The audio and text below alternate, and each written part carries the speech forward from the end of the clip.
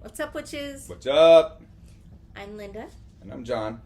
And this is Getting Witchy. And tonight we are talking about The Mayan. gods and goddesses. Amazing. I just have to say, like, we're not really going to get into much of the mythos or the stories of the different gods, just like we couldn't do with the Chinese pantheon. Right. Like, we could touch on a few of them, the most popular or more popular. We didn't even mention that they have an annual festival for the Yellow Emperor, where they go through a certain area, obviously just a region of China, with the dragon. Mm-hmm. And they release the dragon to symbolize his ascension back into the heavens. So, yes, this is another pantheon that, based on non-traditional or, what's the word for, God damn it, restart, yeah, we can't rewind. It's not pseudoscience, because it's not make-believe, because the people talked about it. But this is another culture that believed in the Sky Brothers, that many of their myths kind of describe what we would call an otherworldly encounter. For instance, the sarcophagus of Lord Pakal. Look it up. I have it here for you. I'm going to try to hold it up to where it's not really going to come through clearly on that. No, it's not. Look up the sarcophagus of Lord Pakal. And it's spelled Pakal. Now, traditional archaeologists, or mainstream, that's what I was thinking. That's the word I was thinking. Non-mainstream. So the mainstream archaeologists will tell you that this is an image of Lord Pakal ascending to the heavens to be reborn. But if you look at the actual image that is there. This is the one with the breathing apparatus, and he's working the petals. And... Yes. So around the border of the sarcophagus is supposedly, and I can't read Mayan, so I'm just going off of multiple references, his date of birth, a little bit about his life, his death. Then there's references to the sun and the moon, and there's references to other royalty that he interacted with, or nobility, not royalty, nobility. And then if you look at the picture, like, it does not look like, it does not look to me to be someone that is being reborn. He has a breathing apparatus that is going to his nose. He has he's in a seated position, and he is working levers with his hands, and you can see one of his feet is working a lever. And then if you look at the very bottom, just before the outside border talks about those things that I mentioned, but you look between the apparatus that he's sitting in and the border, it looks like flames. So, they're trying to say that that's an image of his rebirth. Like, there's nothing about that, if you look at it with modern eyes, that screams to me rebirth or reincarnation or ascending to the heavens. Yes. Shut up, Hope. Sorry, that's our fish that likes to. We have a couple pieces of lava rock sitting on top. Because she likes to jump up and hit the lid of her tank and splash water out. Yeah. And cause all sorts of mayhem. Yeah, she almost started a fire and killed the other one that we had, just like her. His name was John. Not related to me. No, they were named after my parents. But anyway, that was not what. So this is one of those pantheons that if you talk to some archaeologists that are working down there and the people, they are pretty clear that their ancestors and creators were not of this earth. Neither was God by the Judeo-Christian concept. But God didn't come down in a fiery chariot. Or in a dragon. Or in a dragon, yeah. So anyway,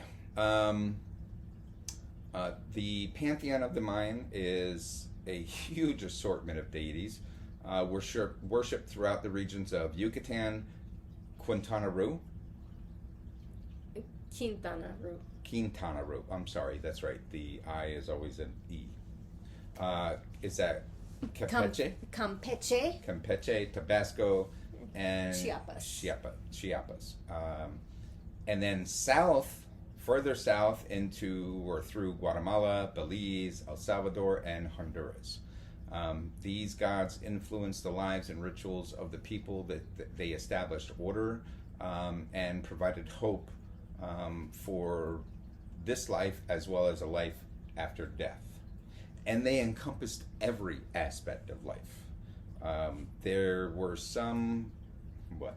I was just thinking about when I was reading over your research. Oh. There were somewhere in the range of about 250 different deities, named deities. They had but it was a changeable pantheon. A deity could be both male and female. Mm-hmm. Good and evil. And their gods oversaw every aspect of life. I mean, from birth, there's the ball game. That there's a big story about the ball game with creation with the twins. There's actually two sets of twins related to the ball game. Gambling, they had a god for travelers and traders, for pregnant women and infants, for the young, for the aged, for health, and for suicide. But then they had gods for nature, wild nature, agriculture, a god of maize, which is corn for the uninitiated white folk. Well, could be black folk too, but not likely. And a god of thunder, who would take his axe and strike lightning into the clouds to make them rain. What does that sound like? Thor. And of course they have creator gods, gods of destruction. I think there were, well, in some resources that I found, there were 4 creator gods, but then in others there were 6. However, then in a third resource, it gave 2 of the 4 a second name. There was the original, and then another name, like another aspect of it. I think that's the whole. What I got from that was that's the whole. It could be male or female. But they all had very human traits, and would do both good and evil, just like humans.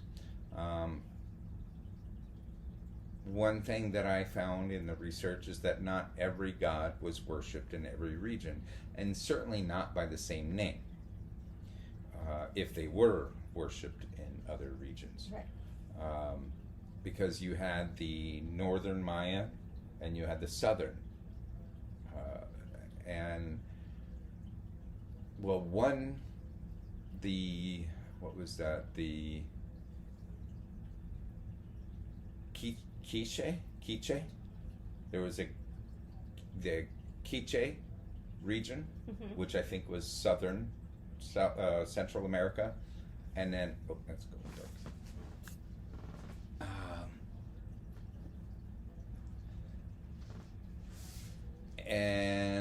the Yucatec Mayan. They had different words for the underworld. One was, what you call that, Sibaba? Shibaba. Shibaba. And the other one was like Matlan. Metnal.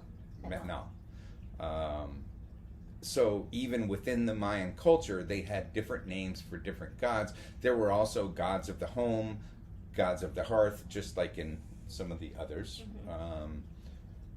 I think Freya wasn't she? A god of hearth and home? Freya was the goddess of love and war. If you can't lay him, slay him. Hearth and home. Anyway, so the Mayans believed that everything in existence had what they called divine or sacredness. There were two different terms for it: the K'u, which was K apostrophe UH, or the K'u Klan or K'u Kla. I don't have the actual total spelling for that, but it was K apostrophe UH and then KLA.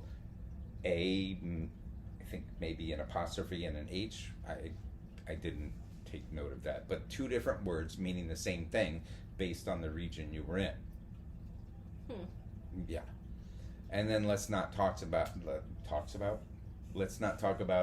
Kukulkan, the feathered serpent in Right. Maya, but Quetzalcoatl, which was the feathered serpent in the Aztec Right. belief system.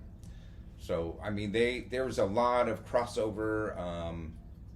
It's fascinating, especially the story of creation. Man was created, humans were created out of maize.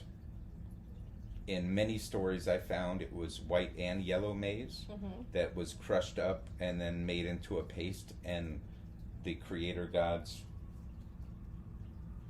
made us out of the maize. Okay. But anyway, so these are just a few of the more than 250 gods and goddesses, but I've noticed most of them are gods. There's only a couple goddesses, which I found kind of interesting, comparative to Greek, Roman, Norse, and Celtic, Right. where it was almost even. Would you like to? Okay, so Are we going to spell these or just try to pronounce them horribly? You probably do better than I am. We'll do both. Okay. It's Itzamna, Itzamna with the little accent Yeah. thing on it. Was believed to be the main deity of the Mayan pantheon, the god of creation, the celestial sovereign of day and night, a harbinger of wisdom, and the patron of the arts, sciences, and the one that brought writing to the Maya. But there's also something I read where Kukulkan did that. Or the Aztecs, I think, said that Quetzalcoatl did.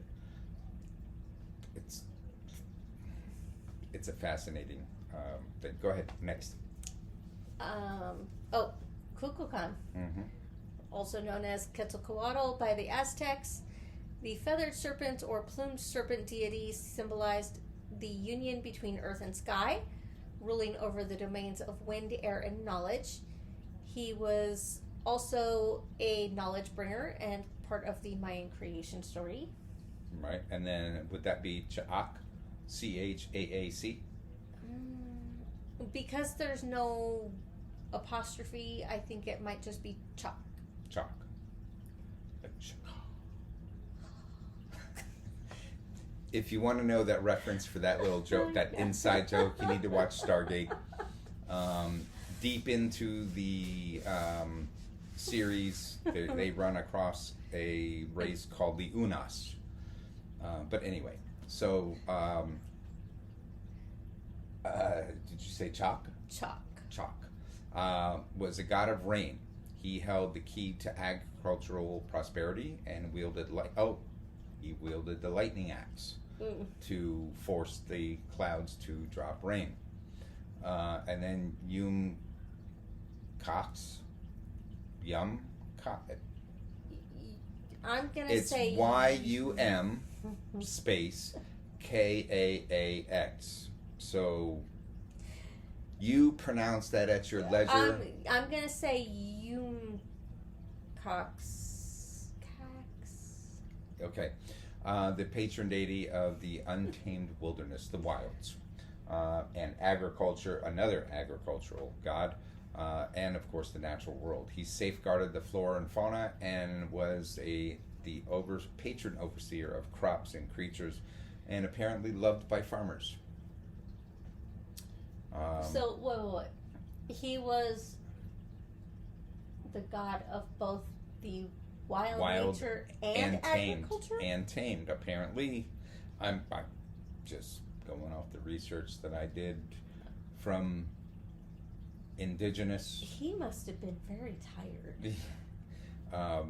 Much of my research, or all of my research, came from. There was one young lady that was going to the University of Delaware that found a statue of the maize god in the library, I think, of the university, that spoke about something that I'm going to talk about next. But then the other two were like the World Almanac or World Encyclopedia and the British, the fucking colonizers of the world, that they're so fucking, Anyway, so the next one is Hunahpu. It's HUN space HUNAHPU. He is the maize god, the god of corn.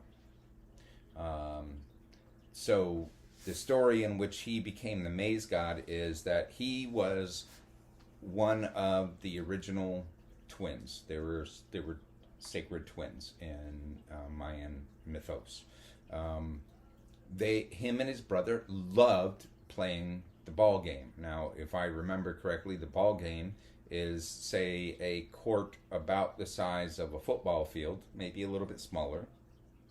It's not like I've been to one. But at the center, like the 50-yard line, there were two stone hoops, kind of like basketball nets, but without the net, sticking out of the wall. And they loved the ball game. They played it constantly. Unfortunately for them, the court for the ball game was directly over the main area of the underworld. And the gods of the underworld, there were two of them, did not appreciate and like all the noise that the twins were creating. They were having a good freaking time. It's just like the old Karen calling the police because the boys are playing basketball. The old man yelling to get off my lawn. Yeah. So the gods of the underworld challenged them to a ball game, and from what I could find, there was nothing about what they would gain from the challenge. I think maybe their egos might have been like, we're going to beat the gods of the underworld type of thing. I don't know, because I did not, of 3 different references I found, none of them talked about what was offered to them to play against the gods of the underworld. Gotcha. But the gods of the underworld had many tricks, traps, and other things set up for them that they weren't prepared for, and they died. However, and they were called one Pukahun, I think, and the other was 7 Pukahun. It was weird. It was 1 and 7, almost like for the movie Agent 41, that assassin. Oh, okay. Each child had a number, not a name. Kind of reminded me of that in a way, whereas they weren't given names by their creators, they were given numbers. I go off on a tangent, but it's kind of, why would you name a child 1 and 1 7? If they were twins, wouldn't it be 1 and 2? You'd think. Thing 1 and thing 2? But anyway, so 1 had children, and he had twins. So Um, it doesn't specify an amount of time, but we'll just say years later, his twins were playing the ball game. They loved it just as much as their father. That pissed off the lords of the underworld. So they challenged them to a game. But the boys knew what happened to their dad and uncle. So they sent a mosquito. There's lots of them in South America and Central America. Sent a mosquito to spy, and the mosquito came back and told them all the tricks, all the answers to all the questions that they were going to be asked, everything about what was going to happen when they got down there. So when they got down there, they were able to beat the gods of the underworld and save their father. Doesn't say anything about their uncle, but they were able to save their father, and the creator gods were so pleased that they basically, their father was reborn, and he grew out of the cracks of the earth, kind of like a plant does. And it happened to be a corn stalk. Oh. So he became the Lord of Maize.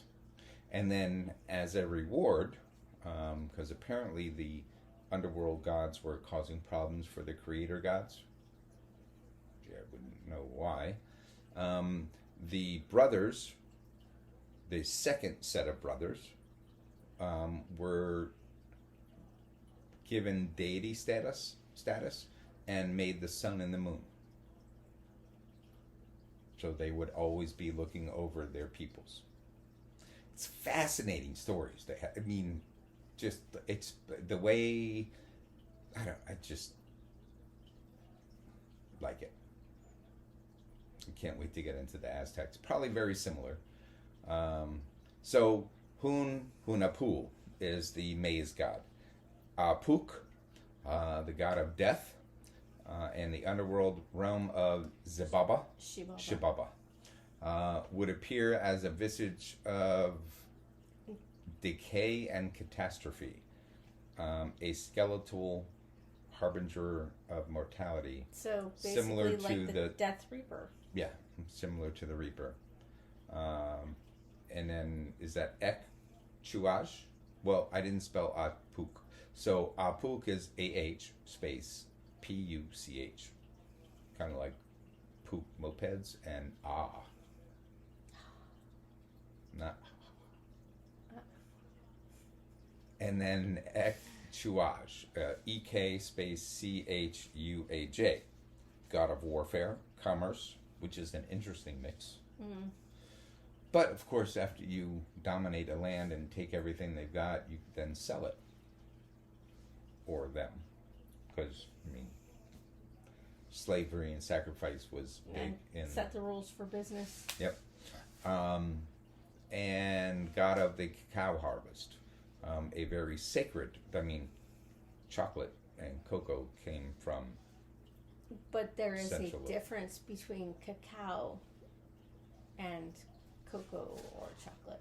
Not really. It comes from the same bean. They come from the same and it's not sweetened. bean, but theirs is not sweetened. But there is a difference. Okay. If you've ever tasted cacao, I have. Well, then you should know there's a difference between cacao and chocolate. Yeah, it's unsweetened completely. And it's not bitter. It's just... It's unsweetened. Yeah. Yeah, but Yeah. It's yummy, actually. He was often portrayed, bearing a satchel and a spear. Like, I'm going to hold my money and you come after my money, you get in a spear. Well, I was thinking... I'm sorry. Just the constant on one... I'm sorry. OCD, don't forget. Me, I was OCD. thinking more along the lines of like a spear fisherman with his bag. Oh, there's that too. But if he's the god of warfare, I was thinking like, you touch my bag of gold, I'm gonna fillet you. Mm. Is that H-Tab? Actually, we're on Kinnick. How? Sounds almost Hawaiian. Kinich space Ahau. The sun god, often incarnated as a powerful ruler or a jaguar. Well, they worship the jaguar. Yes, he ruled over music and poetry, giving creative inspiration. That's an interesting mix. It is. Maybe he sang them the song of his people. But yes, now we are on Ishtab. Ishtab? That's what I'm going to go with. Okay. And she's what? The goddess of the gallows. Death. Or suicide. Intertwined with suicide, guiding the souls of those who chose this path. A god of suicide.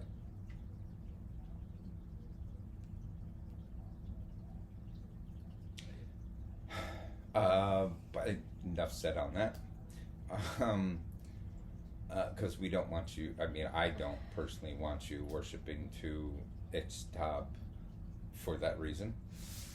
We've already uploaded a video about that, so we're not going to get into that again. I'm not, anyway. And then there's Bolan Zakab, Sakab,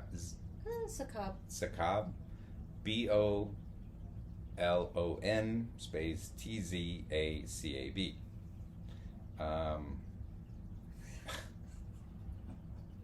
Apparently he had a leafy nasal appendage that would come. So, I imagine he probably talked like this, but he was another god of agriculture. I don't mean to make fun. I apologize if any Mayan descendants watch this. I'm not trying to make fun. He was another god of agriculture. Again, specifically maize. They had a lot of gods. Maize was huge. Well, maize is what created them. It was sacred. The gods created them through maize. There's the mythos and stories are amazing. So they're the creator gods wanting to create a being that had a heart and a mind and could interact with them and worship them. Tried wood, tried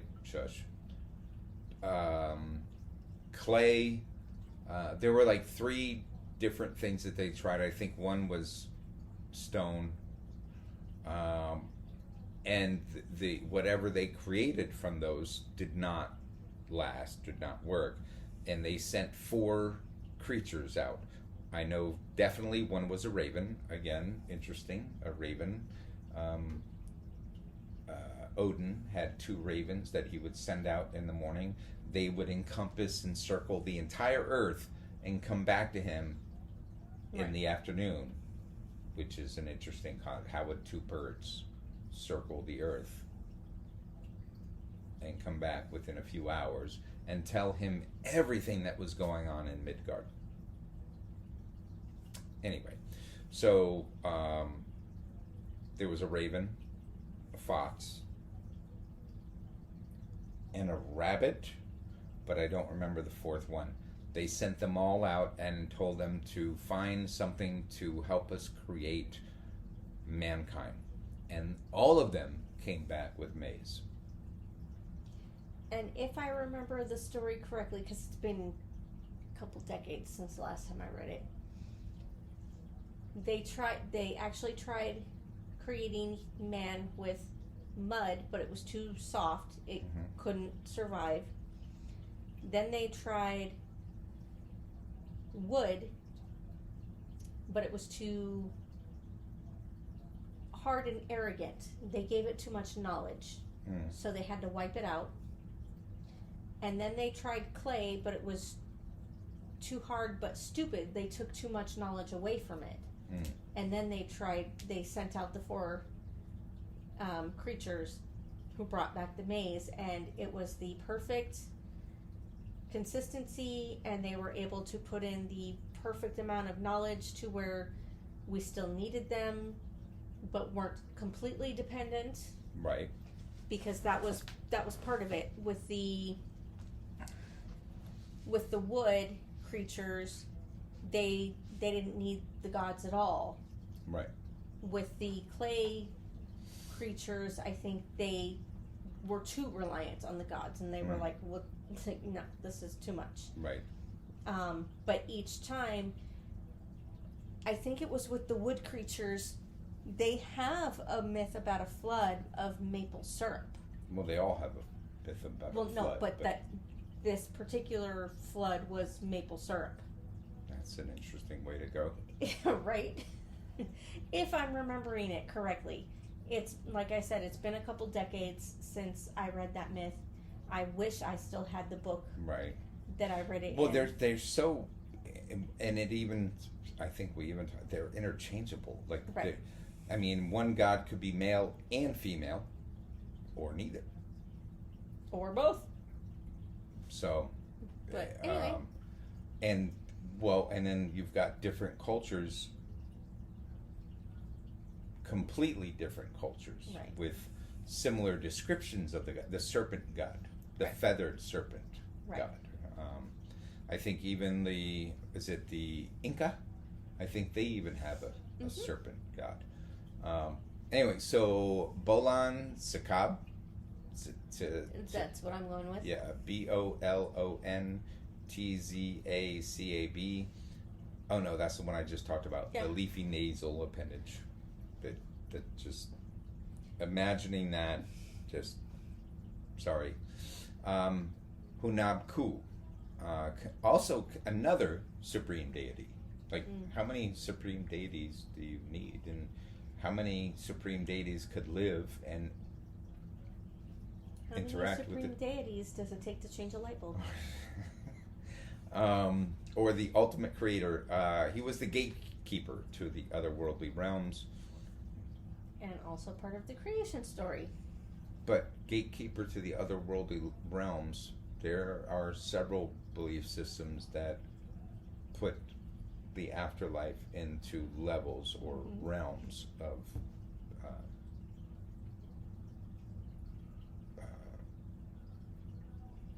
Don't the Mormons also do that? yes, I think yes they do. But I mean, they also, that Moroni stated he was from the Pleiades. Look it up. They try to deny it now, but it's there. Moving on. Bacab. The four Bacabs, celestial gods who hold up the. This is where I was talking about where they viewed the earth as flat. So Yes. there was a god holding up each corner. Yeah, my bad, guys. Each represented a cardinal direction, and there's a lot more to them. I just didn't. I mean, I went into detail with some of the others. I can only go into detail on so many because there was so much info. It's fascinating. It really is. Like, if you are of Native American, Central American, South American descent, please, you will find it so fascinating. Because there was one thing that I found that talked about, there was when I was typing in Google, something came up that I didn't type in. It said, are Mayan Native Americans? Duh. That's like a dumb question. Yeah. Of course they are. But it listed the Navajo and Comanche as part of the same lineage. Yeah, there's all kinds of info out there. Huh. Which I find interesting considering they are from South and Central Mexico, or not South Mexico and then Central America, like Guatemala and El Salvador, whereas the Aztec were like northern Mexico and stretched up into areas of Mexico, New Mexico and Texas. So I find it interesting that the Navajo and Comanche were part of the Mayan. I don't know that they were calling them ancestors of, but I just found it interesting that they were put in the same conversation as the Mayans, considering how southern the Mayan were. But they were around 1,000 years before the Aztec. Right. According to mainstream science. Right. So Gukumats. Gukumats, Gucumatz. Similar to Kukulkan, he embodies the feathered serpent, symbolizing creation and vitality. So we have 3 feathered serpents. Fuck. Okay. Yeah. Is that Sepakna? Spakna. They have a character like that on Stargate, don't they? That sounds familiar. I think they've talked about him on Ancient Aliens. Oh. The crocodile-like entity. I think they talked about him on Ancient Aliens. And the similarity between him and the Egyptian crocodile goddess? Okay. Probably. Go ahead. This bitch is bad. So we mentioned how they could be both good and evil. Like that's they were very human-like, much like the Roman and Greek gods. They had very human personality traits. They could be very beneficial and helpful, or they could fuck your day up. And this young lady is Shell, Ixchel, the goddess of the rainbow, but should not be confused with a goddess of goodwill. The Maya apparently believed that the rainbow... Yeah. Like, I had this... I searched this on 3 different fucking pages and 3 different resources. Maybe even 4. I think maybe 4, because I did do some additional just perusing as you were trying to set up the hard drive. But they apparently... believed that rainbows are the flatulence of demons and bring bad luck and disease. And as such, this particular goddess is thought of with the same attributes as an old woman. They called it crone in the sources, and to me I didn't want to use that word because crone to me is a very Celtic, Anglo-Saxon, Norse term, and it actually means wise old woman, whereas the way they were using it was as an evil, bitter old woman. So I didn't use that term.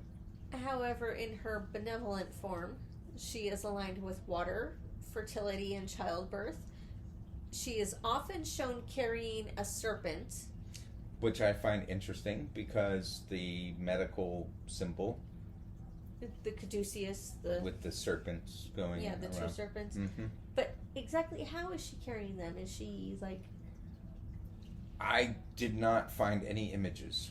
Like, I don't know if she's cradling it like a baby or and if it's she's suckling, holding it by its head, or if it's just wrapped around her arm and like Medusa, and Yeah, that would be interesting to find Mm-hmm.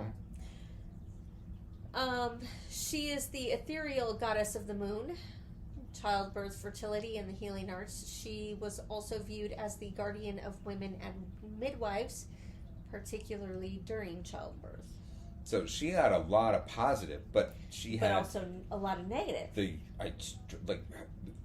If I find something that is described as the flatulence of a demon, that's pretty fucking bad, because demons are eating rotten shit. But to have rainbows be described that way? Yeah. I mean, something must have happened. No, but you have to think about their culture.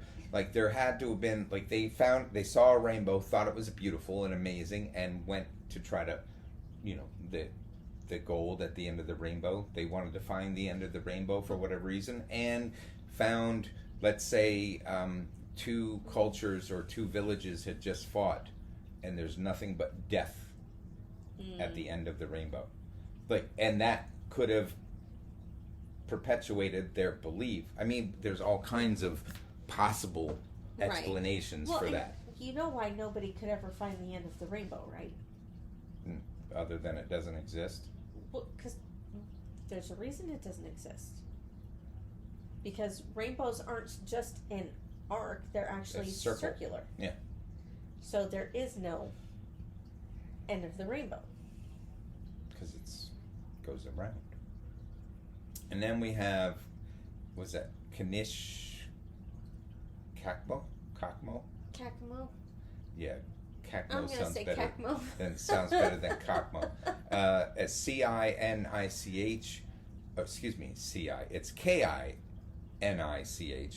K-A-K-M-O. He was a solar god. He would manifest as a fiery, bright-colored macaw, and presided over the sun and warfare. And then there was Muzen Ka. Like, I'll call a cab. A-H space M-U-Z-E-N space C-A-B. I like this one. The god of bees and honey. Significant in a culture that viewed honey as both nourishment and a trade commodity. And if you think about it, was it still is. It was, yeah, and it still is money. Yeah. You can trade all kinds of things for large portions of honey in many countries. Especially if it's raw honey with the hive, with the comb still in it. Yep. Oh, and we have another god of agriculture. Like, I mean, 1, 2, or 3 aren't enough. We have Tiberius. That sounds very Greek. I don't like the way that sounds. Chibirias. Also, not just agriculture, but also associated with maize, or the maize life cycle. So, because of the creation story that the Mayan were created by the creator gods with maize, a maize paste. They crushed up the yellow and white maize and formed the first beans. They made masa. They formed the first beans. So maize is quite sacred to them. Like, that's one of every freaking mother-loving resource I found talked about how maize is sacred to their people, including the 2 women. I was about to say young ladies. They may be. They are. But at this point, 20 years later, or 10 years after they wrote the articles, they're not just young maidens, they're women. Including the 2 articles I found by the women that are of Mayan descent. Mm-hmm.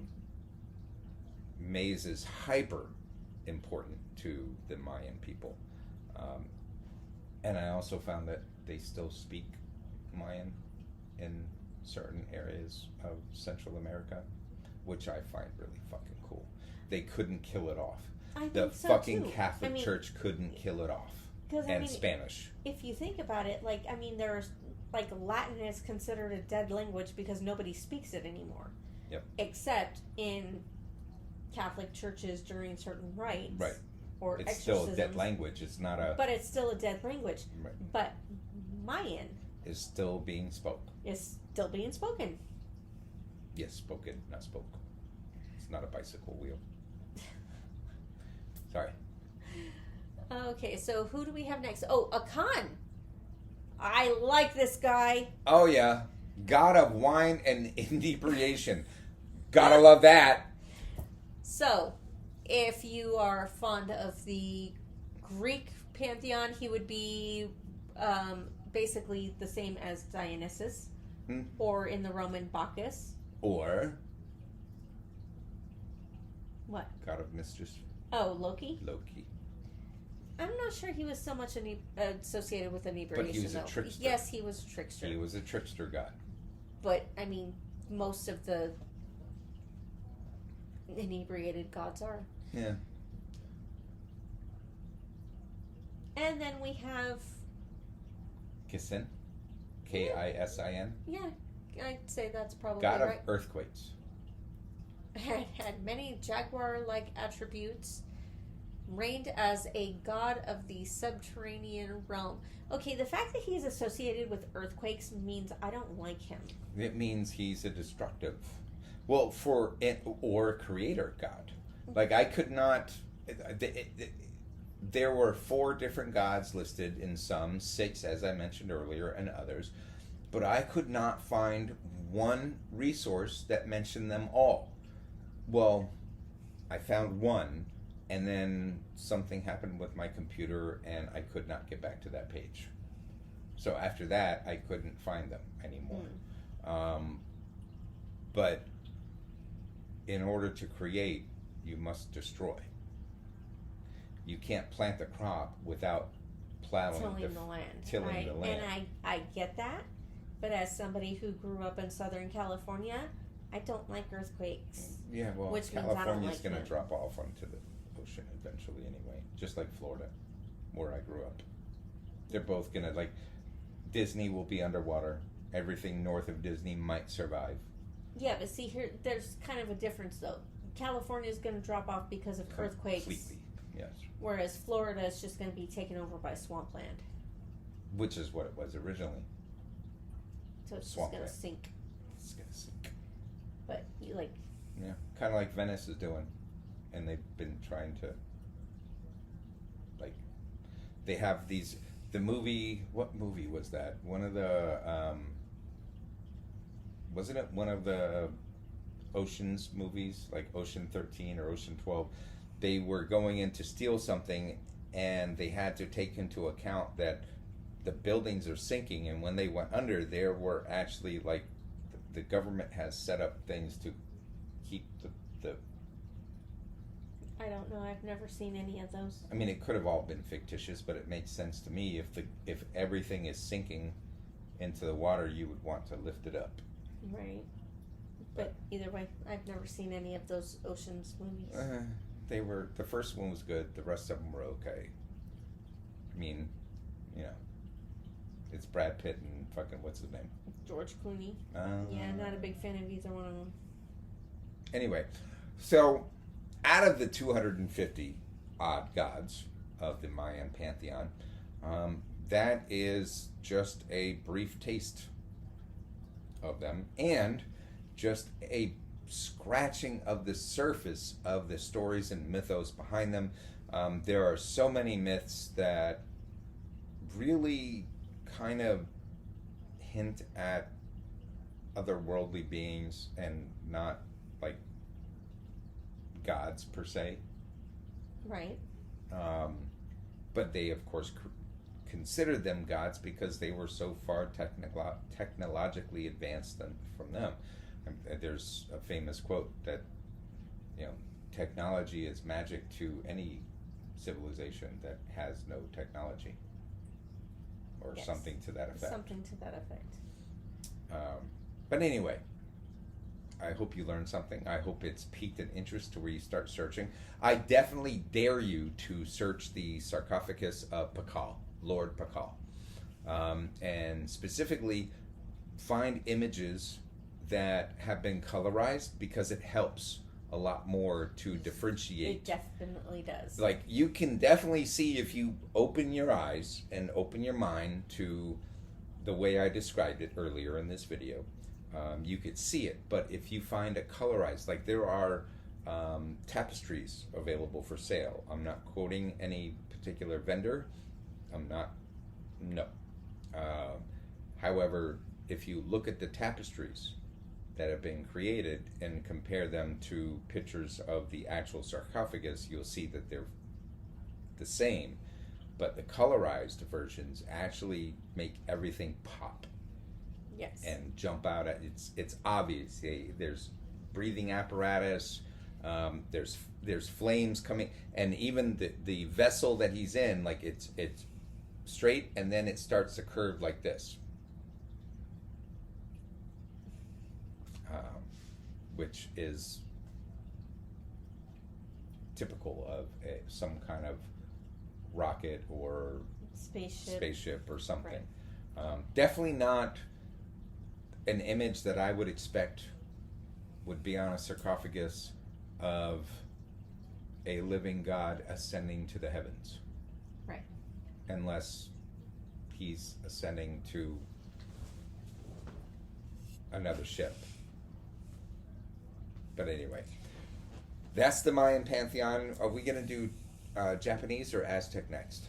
So we're going to be doing Japanese next. Oh, wait. Litha. But we also have Litha coming up. That's in 21, literally 20 days. Yeah. So we're going to be doing... When do you want to do Litha?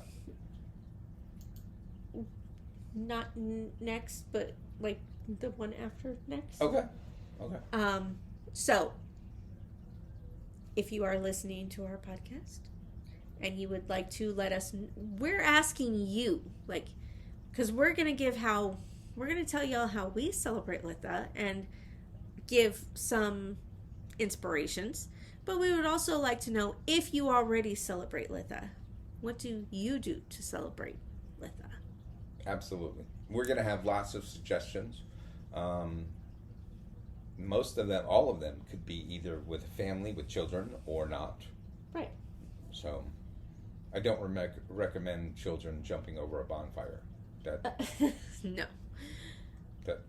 I'm saying that right now as a disclaimer. That's not part of our suggestion.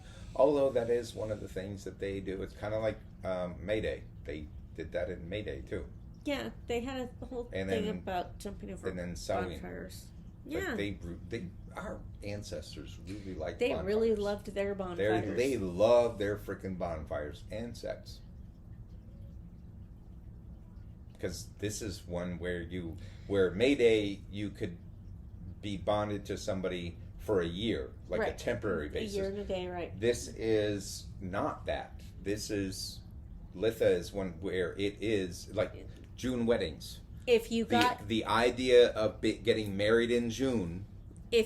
So basically at Beltane, if you decided after that year and a day that you wanted to be permanently bonded, then at Litha, you were permanently bonded, and that...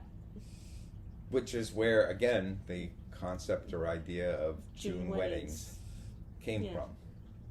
It's just fascinating how we have integrated things into our culture without even realizing. Anyway, we love you. Peace.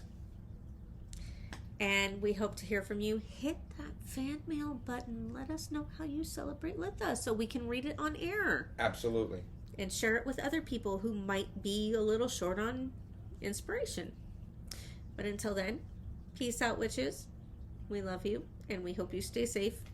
And if you're in the northern hemisphere, in western states or any state where it gets hot, stay cool.